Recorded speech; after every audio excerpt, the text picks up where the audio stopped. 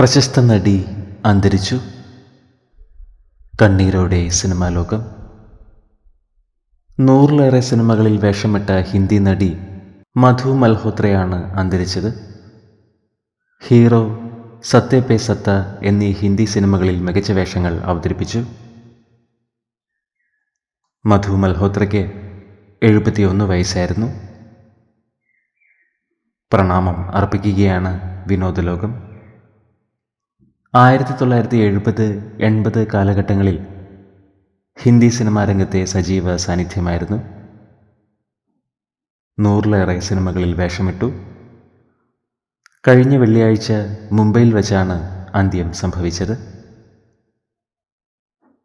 പ്രിയ കലാകാരിക്ക് ആദരാഞ്ജലികൾ അർപ്പിക്കുകയാണ് വിനോദലോകം. ആത്മാവിന് നിത്യശാന്തി ലഭിക്കട്ടെ എന്ന് നമുക്ക് പ്രാർത്ഥിക്കാം.